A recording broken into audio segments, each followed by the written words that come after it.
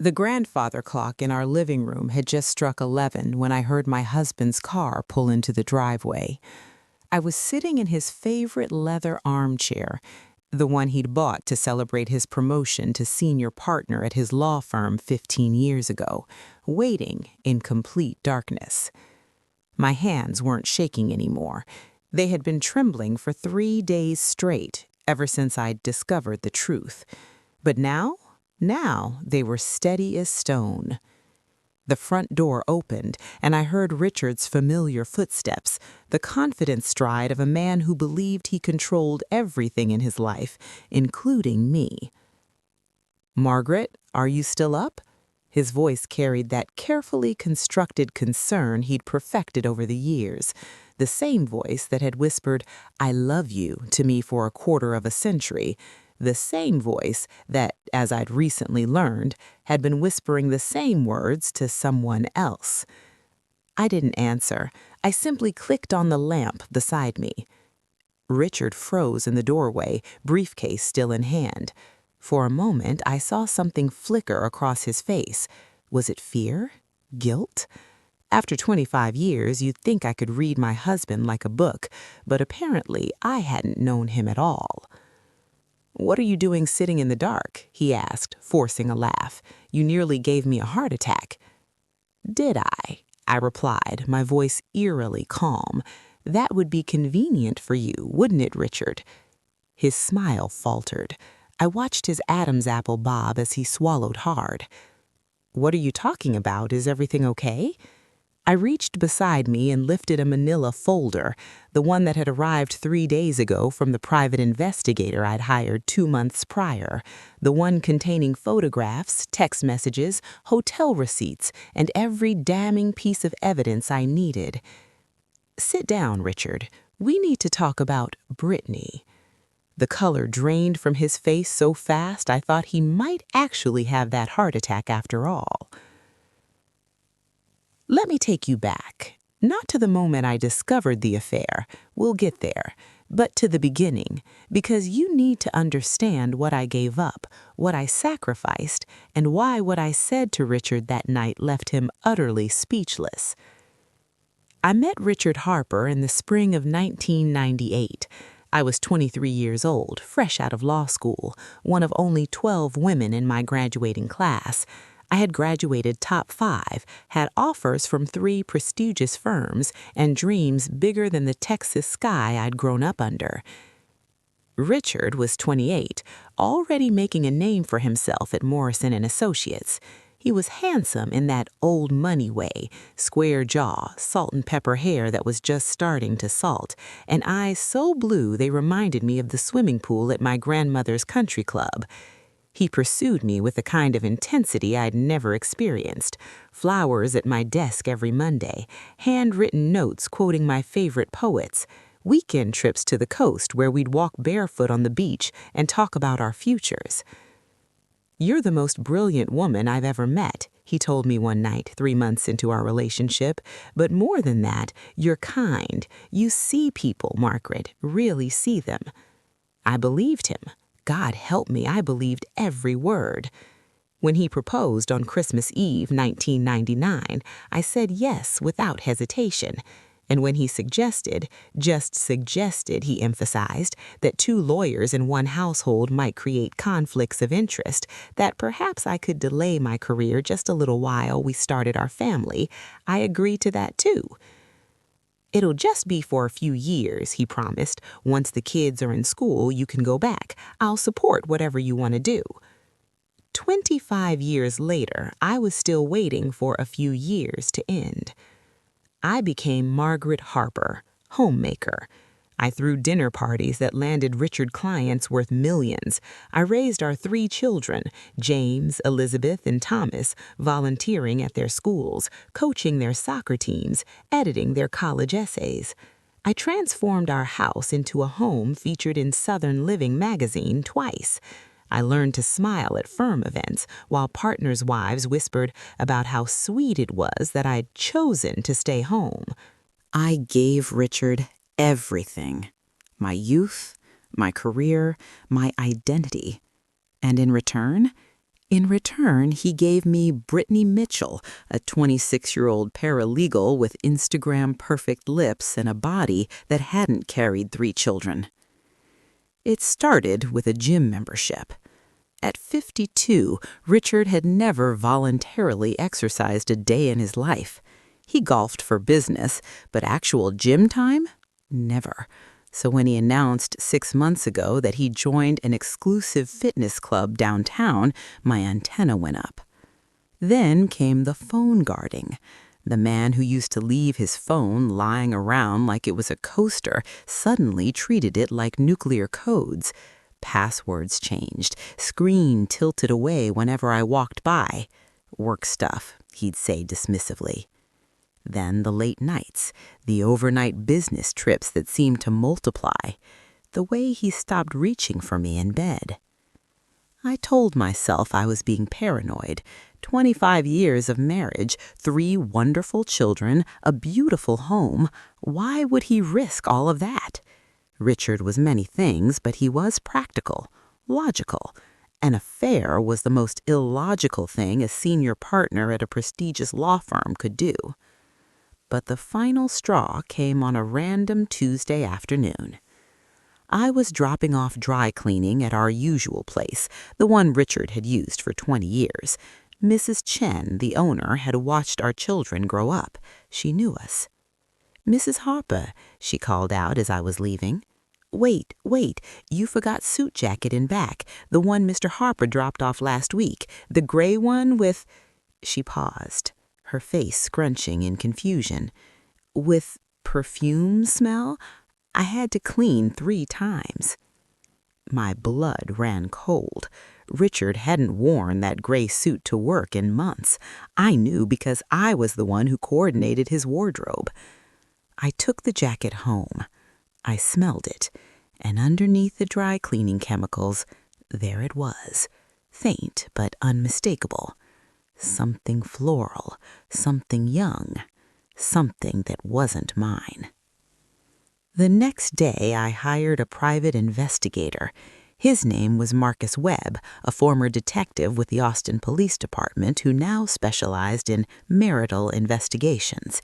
He was in his 60s with kind eyes and a gravelly voice that reminded me of my late father.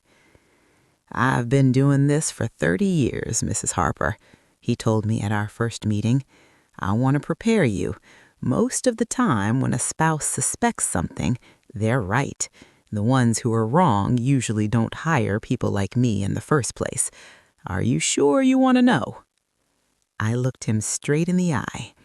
"Mr. Webb, I've spent 25 years not knowing things, not knowing how much my husband really made until I saw tax returns, not knowing how much debt we carried until credit card bills mysteriously appeared, not knowing that my opinion mattered less than his secretary's lunch order. If my husband is cheating on me, I need to know, not suspect. Know." He nodded slowly, a hint of respect in his eyes. "I'll have something for you within 6 weeks." It took him 4. The manila folder was thick, damning, undeniable. Brittany Mitchell, 26 years old, hired as a paralegal at Morrison & Associates 14 months ago. Blonde hair, spray tan, fake nails, and a smile that photographed beautifully. The affair had started 10 months ago, exactly 2 months before our 25th anniversary, the one where Richard gave me diamond earrings and a speech about how I was his forever. There were photographs. Richard and Brittany at a restaurant I'd never heard of, his hand on her thigh. Richard and Brittany walking into a hotel downtown, the same hotel where we'd spent our wedding night. Richard and Brittany kissing in his car in the parking garage of his office building, like teenagers who couldn't wait. There were receipts, Cartier bracelets I'd never seen, weekends at spa resorts I'd never been invited to, bottles of champagne that cost more than my monthly grocery budget. And then there were the text messages. Marcus had his ways. I didn't ask how. And what he found broke something inside me, something I didn't even know could break anymore. Missing you already. Last night was incredible. When are you going to tell her? Soon, baby. I just need to figure out the finances. She's been a good wife, but she's let herself go. I deserve to be happy. You deserve someone who appreciates you, someone young enough to keep up with you. That's you, baby. You're my second chance at life. She's let herself go. I read that line over and over until the words blurred. Let myself go? I was 52 years old. I had given birth to 3 children, nursed them, raised them, stayed up countless nights with fevers and homework and teenage heartbreaks. I had gray hair in my hair because I'd earned every strand, worrying about his career, his health, his happiness. And he thought I'd let myself go? I closed the folder and didn't cry. I'd done enough crying over Richard Harper. Now it was time to think. For 3 days, I prepared. I met with Harold Whitfield, the most feared divorce attorney in Austin, and coincidentally, Richard's biggest rival. Harold was 73 years old, had never lost a case, and was known for destroying cheating spouses in court. Mrs. Harper, he said, reviewing my folder with the efficiency of a surgeon, this is comprehensive, but I need to ask, what do you want out of this?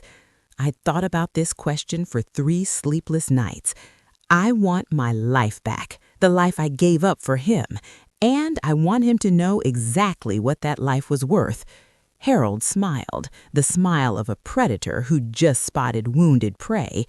Do you have any idea what assets you're actually entitled to? I didn't. That was by design. Richard had always handled the money stuff. Harold spent the next 2 hours educating me. The house was worth $3.2 million. Richard's partnership stake was valued at over $8 million. His retirement accounts totaled nearly $4 million. Then there were the investment properties I hadn't known we owned, the boats, the country club memberships, the stock portfolio. Texas is a community property state. Everything acquired during the marriage is split 50-50, but given the circumstances, his infidelity, your sacrifice of career, and with evidence that he's already been diverting marital assets to his girlfriend. What do you mean? Harold pointed to a receipt in my folder. This Cartier bracelet, $23,000. The spa weekends, another $15,000 total. The hotel rooms, the dinners, the gifts. He spent over $70,000 on this affair. That's $70,000 of your money too, Mrs. Harper. We could get that back, plus damages, plus alimony, plus... He leaned forward. Have you ever heard of dissipation of assets? I shook my head. When a spouse wastes marital funds on an affair, the court doesn't take kindly to it. We can argue that every dollar he spent on Miss Mitchell should be credited to your share, combined with your lost career potential, and as a former law school graduate in the top 5 of your class, that's significant. We're looking at a very favorable outcome for you. For the first time in 3 days, I smiled. Tell me more. But preparing wasn't just about lawyers and assets. It was about understanding everything I had built while Richard was too busy to notice. What Richard didn't know, what no one knew, was that I hadn't exactly been idle for 25 years. It started 15 years ago when our youngest Thomas started kindergarten. With 3 kids in school, I had hours of empty time. Richard assumed I filled them with tennis and lunch dates and whatever else he imagined trophy wives did. Instead, I started writing. It began as a hobby, a way to process the growing loneliness of my marriage. I wrote under a pen name, Rebecca Stone, so Richard would never know. The first book was terrible. The second was worse. But the third got picked up by a small publisher. And then something unexpected happened. It sold. By the time Richard started his affair with Brittany, I had published 12 novels under my pen name, romance novels, the kind critics dismiss but readers devour. My last 3 had hit the New York Times bestseller list. I had 2 movie options in development with Netflix. My personal net worth, carefully tucked away in accounts Richard had never bothered to look for, was just over $2.3 million. But that wasn't all. 7 years ago, I'd taken a portion of my royalties and invested in a small tech startup that one of Elizabeth's college friends was launching. The company had been acquired last year by a Fortune 500 corporation. My share of that sale? $1.8 million. Richard thought I was a dependent housewife with no job prospects and no skills.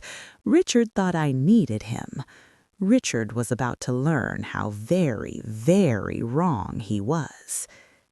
"Sit down, Richard. We need to talk about Brittany." His briefcase hit the floor with a heavy thud. For a long moment he stood there, frozen, his mouth opening and closing like a fish gasping for air. "I don't know what you're—" "Don't." My voice was cold enough to frost the windows. "Don't insult me by lying. I have photographs. I have receipts. I have text messages where you tell her I've let myself go." He went pale, then red, then pale again. "Margaret, I can explain." "I'm sure you can. You're a lawyer, Richard. You explain things for a living. But here's what's going to happen. You're going to sit down in that chair, and you're going to listen to what I have to say. And when I'm finished, you're going to understand exactly what you've lost." Something in my tone must have registered, because he stumbled to the chair opposite me and sat down like a puppet whose strings had been cut. I opened the manila folder and began laying out photographs on the coffee table between us, one by one. Richard and Brittany at dinner, Richard and Brittany at the hotel, Richard and Brittany kissing in his car. 10 months, I said calmly. 10 months you've been sleeping with a woman barely older than our daughter. 10 months of lies, of late nights, of looking me in the eye and telling me you loved me. 10 months of spending our money on Cartier bracelets and champagne weekends. Richard found his voice. "Margaret, please, it didn't mean anything." "It didn't mean anything." I laughed, but there was no humor in it. "You spent $70,000 on nothing? You risked our family, our reputation, your career for nothing?" He leaned forward, attempting that earnest expression he used on juries. "I was going through something, a crisis. Men my age, we need to feel alive again. But it's over, Margaret. I'll end it tonight. We can work through this. Couples therapy, whatever you need. I'll do anything." I tilted my head. "Will you? That's interesting, because according to these text messages from last week, you told Brittany you were planning to ask me for a divorce on our anniversary trip to Italy next month. You said, and I quote, 'I'll give her the house and some money to keep her quiet, and then we can finally be together.'" The color drained from his face again. "You weren't supposed to see that." "I wasn't supposed to see a lot of things, but here we are." Richard's expression shifted. The contrition was fading, replaced with something harder, something I recognized from watching him in court, the look he got when he decided to stop playing nice and go for the kill. "All right," he said, his voice cooling. "Fine. Yes, I was planning to ask for a divorce. Is that what you want to hear? The truth is, Margaret, we've grown apart. You've become boring, predictable. I need someone who excites me, who challenges me." "Who sleeps with you?" I finished. "Yes," he threw up his hands. "Is that so wrong? I'm 57 years old. I've worked my entire life. I deserve to be happy. And you," he looked me up and down with undisguised contempt, "you've become your mother, frumpy, dull, obsessed with the house and the garden and whatever shows you watch while I'm working 80-hour weeks. I need a partner, not a dependent." There it was, the real Richard Harper, finally showing his face. I let the silence hang for a moment, savoring it. Then I smiled. "A dependent," I repeated.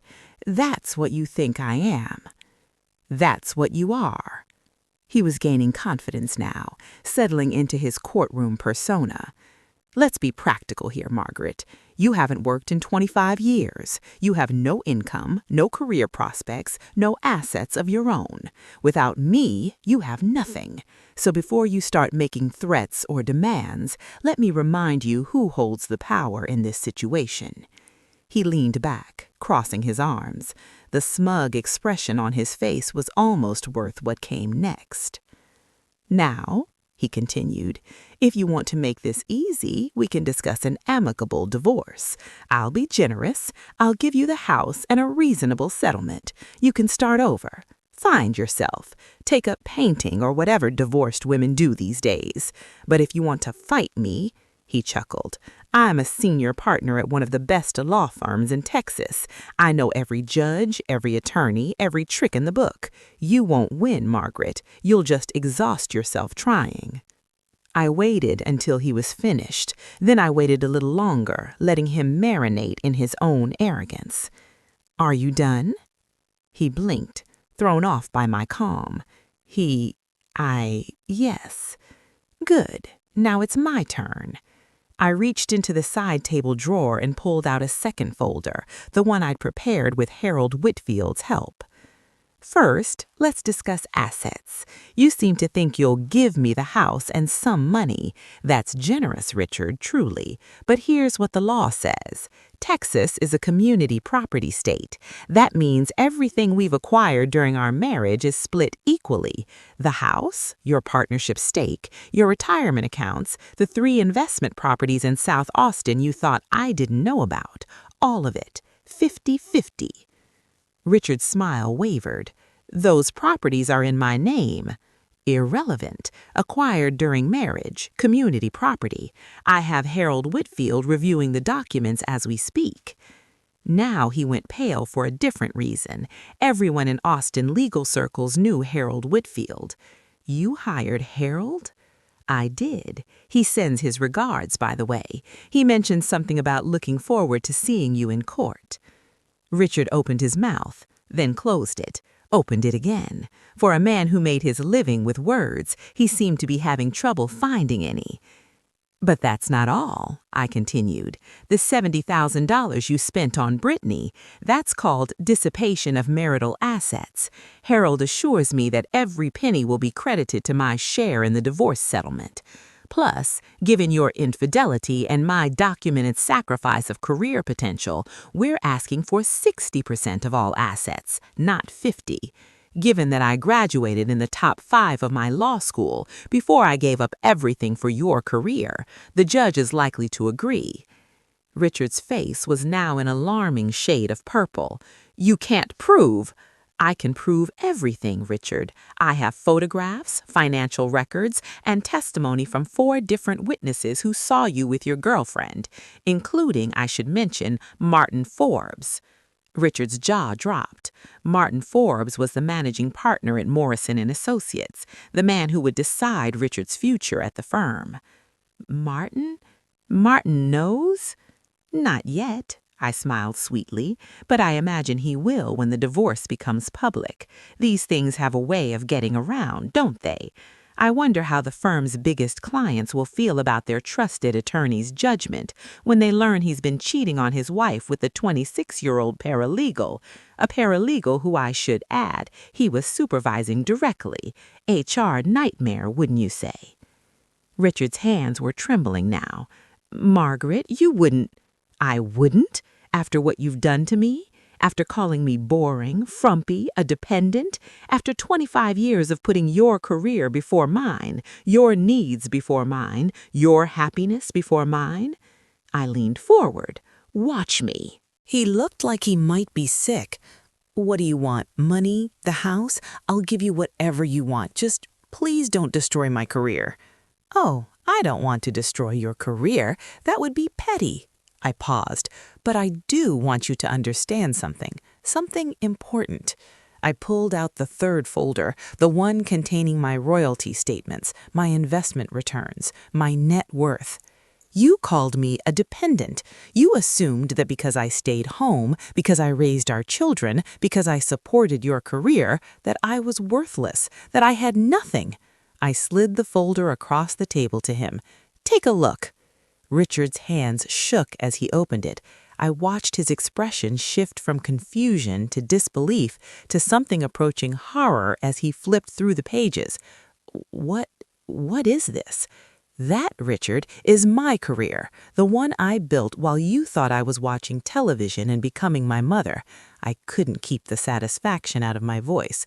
Rebecca Stone, you might have seen my books on the bestseller lists. No, too busy with Brittany, I suppose. 12 novels, 2 movie deals, net worth just over $4 million. All mine, all separate property since I earned it through my own labor. Richard looked up at me like he was seeing a stranger. You're Rebecca Stone, the author? Surprise. But you never... He shook his head. Why didn't you tell me? Why would I? You never asked about my days. You never showed interest in what I was doing while you were at work. You assumed I was nothing, so I let you assume. And now, I stood up, smoothing my skirt. Now I'm leaving you, Richard, not because I'm a bitter, spurned wife with no options, but because I choose to, because I deserve better than a man who could look at 25 years of love and sacrifice and see nothing but a boring woman who let herself go. I picked up my purse and car keys from the side table. Harold will be in touch with your attorney tomorrow. I suggest you don't fight this.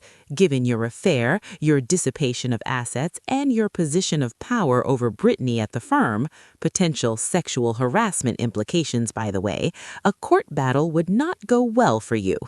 Richard stood up, reaching for me. Margaret, wait, please. I made a mistake, a terrible mistake, but we can work through this. 25 years, our children, we can't just throw it all away. I turned at the door, looking at him one last time. This man I had loved, this man I had given everything to, this man who had looked at me and seen nothing worth keeping.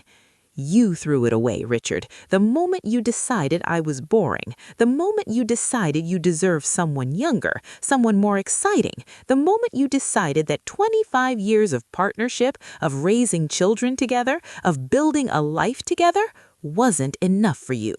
I opened the door. Goodbye, Richard. I hope Brittany was worth it. The divorce was finalized 6 months later. Richard didn't fight it. He couldn't, not with everything I had on him. Harold Whitfield was magnificent, a shark in a 3-piece suit who made Richard's attorneys look like law school interns. In the end, I got 65% of the marital assets. The judge, a woman in her 50s who had also given up her career for her first marriage, was particularly unsympathetic to Richard's arguments about my lack of contribution to the family. Harold presented evidence of my law school credentials, my sacrificed career, my unpaid labor as a homemaker and mother, all of which, he argued, had directly enabled Richard's professional success. I got the house, I got half his retirement, I got alimony that would make most trust fund kids jealous, and Richard got to explain to his partners why his personal life had become a liability to the firm. He wasn't fired, but he was encouraged to take early retirement, effective immediately. Brittany, meanwhile, was quietly let go, along with a settlement to ensure she didn't pursue sexual harassment claims. Last I heard, they were living together in a rented condo, trying to make their relationship work without the excitement of the forbidden. I gave them 6 months. I was wrong. They lasted 4. A year after the divorce, I was sitting on the patio of my beautiful home, my home, in my name alone, when my phone buzzed with a text from my daughter, Elizabeth. "Mom, did you see the news? Dad's getting remarried. Some woman he met at a bar. She's 34. Are you okay?" I smiled at my phone and typed back, "I'm more than okay, sweetheart. I'm happy." And I meant it. At 53, I had written 3 more best-selling novels. I had started a foundation to provide scholarships for women returning to school after raising children. I had reconnected with old law school friends, traveled to places Richard had always been too busy to visit, and discovered that I actually enjoyed my own company. Most importantly, I had learned something that Richard, with all his expensive suits and corner offices, would never understand. My worth was never dependent on his opinion of me. It never had been. The tragedy was that I had believed it was for so long. But that was the past. And the past, as my therapist liked to remind me, was just a story I told myself about who I used to be. The future? The future was unwritten. And for the first time in 25 years, I was holding the pen. 2 years after the divorce, I received an unexpected phone call. "Margaret, it's Richard." I nearly hung up, but something in his voice, weariness, defeat, made me pause. "What do you want, Richard?" A long silence. Then, "I wanted to apologize. A real apology, not the kind I gave before where I was just trying to save myself. An actual, genuine, I know I can never make this right apology." I waited. "I was a fool," he continued, "a complete and utter fool. I had everything, a wife who loved me, children who respected me, a life that most men would kill for, and I threw it away because I was scared. Scared of getting old, scared of not being exciting anymore, scared that the best years of my life were behind me. And Brittany was supposed to fix that. I thought so. I thought if a young, beautiful woman wanted me, it meant I still mattered. It meant I wasn't becoming my father, old, irrelevant, forgettable. He laughed bitterly. Instead, I became exactly what I was afraid of, an old fool who lost everything chasing something that was never real. Part of me wanted to gloat, to remind him of every cruel word he'd said to me that night. But what was the point? "What do you want from me, Richard?" "Nothing. I don't deserve anything from you. I just wanted you to know that I see it now, what you were, what you gave up, what I lost." His voice cracked. "You were the best thing that ever happened to me, Margaret, and I was too blind to see it until it was gone." I let the silence stretch out. Then, "Thank you for saying that, Richard. I appreciate it. Does it help at all?" I considered the question carefully. Did it help to hear him admit he was wrong? Did it heal anything? "No," I said honestly. "The apology doesn't change what you did. It doesn't give me back the years I spent doubting myself because of how you saw me. It doesn't erase the pain of discovering that the man I loved thought I was boring and expendable." I know it doesn't.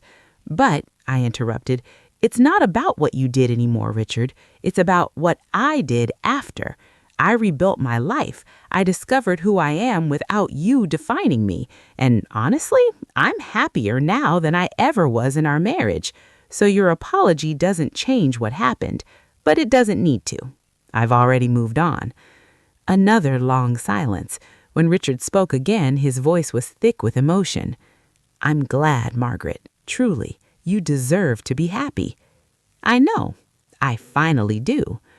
I hung up the phone and walked back out to my patio where the sunset was painting the sky in shades of gold and crimson. My laptop was open to the final chapter of my newest novel, a story about a woman who discovers her own strength after betrayal. It wasn't my story exactly, but it was inspired by it, by the darkness I had walked through, by the light I had found on the other side. I sat down, flexed my fingers, and began to type. She had spent so long believing she needed him. It wasn't until he was gone that she realized the truth. She never needed him at all. She chose him. And when he proved unworthy of that choice, she had the power to choose differently. That was the secret no one had told her. The power had always been hers. She'd just forgotten how to use it. I smiled, saved the document, and watched the sun disappear below the horizon. Tomorrow, I would start a new chapter, in more ways than one.